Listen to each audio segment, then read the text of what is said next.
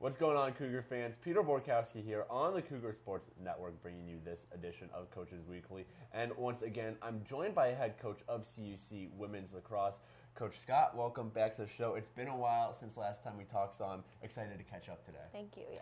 Well, since we talked last week, you guys played Beloit on this last Wednesday, and it was a 10-2 victory for the Cougars, improved to 2-0 in conference play. Riley Orenstein scored 4 goals. Kelly Pietrowski scored 4 goals. A couple other multi-goal scores in the game. And again, the defense was lights out as well, holding Beloit to just those 2 goals. So it seems now that we're starting to get more and more into conference play, this team's really starting to find its shape. Offense is producing more than they have. Defense is looking better and better each game. Is that something you and the rest of the coaching staff are noticing as well? Yeah, absolutely. I think that because the senior class is so big, especially that, last year to this year, obviously every team is different, but just playing those same conference teams where some of the earlier teams we played, we didn't play last year, and just kind of, I think, through them a little bit. So I think that they just needed the time to kind of get used to it, and then it's like they're seeing these familiar teams playing against even girls on those teams too that are seniors, that they're just, I think, kind of like built their confidence a little. Right.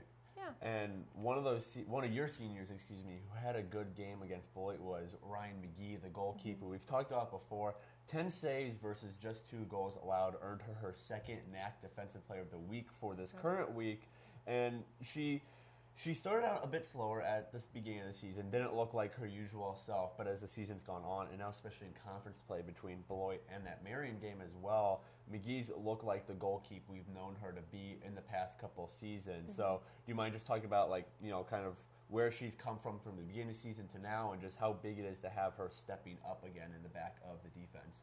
Yeah, absolutely. So I think, again, similar to the other seniors and kind of how we got up to where we needed to this past game, I think it is just her being confident in the conference games. Like, she sees these girls, she knows them, she really recognizes them, and just the prep before on the film end and kind of figuring them out, she really has kind of, started to do that this season.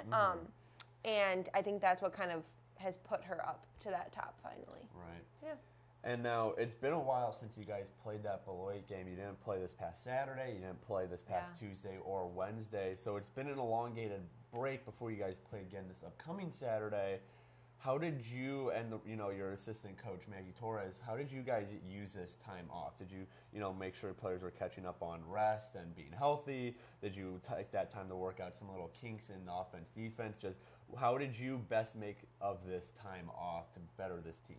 Yeah, absolutely. So a lot of coaches would say, "Oh my gosh, that's like way too many days to not have a game." Right. And so although we did feel like that originally, we did end up giving them an extra day off, which super low numbers this year. Some of these games super tight. It's just been very, very rough on their bodies. Yeah. That we decided that the extra day actually was super beneficial. So most of them got to go home, just kind of get a little regroup that you don't always get during season, to come back for the rest of the conference games and arguably some of the tougher ones, that we'll have. So I definitely think the rest and kind of relaxing for them helped. And then we still did have an entire week of practice this week to kind of get prepared for that game. So so it worked out really well for us to have that extra rest. Definitely. And then that upcoming game is this Saturday against Concordia University, Wisconsin, the Concordia rival from up north. And it's one of the bigger games on the schedule so far this year. It's Senior Day, so you're going to be honoring a group of seniors that we've talked about a lot this year and their importance to this program as a whole. And also CU Dub 3-0 in conference play this year. They're towards the top of those rankings, one of the tougher teams you'll play so far.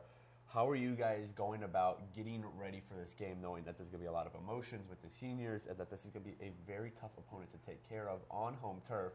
Just what's the preparation looking like for Saturday?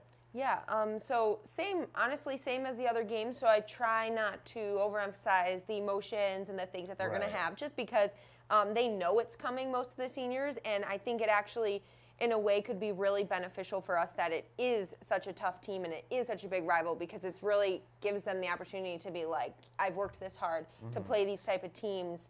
I'm a senior, this is my last big go against a good team. So I think that it should end up, working out in our favor, that they get that. We'll work through if there's a little extra emotion here and there. But for the most part, pretty much all the seniors will be able to play except one. And so we're super, super excited. Definitely. Yeah. Well, senior day for the CUC women's lacrosse team is this Saturday at Concordia. It's a 12 p.m. start time against Concordia University, Wisconsin.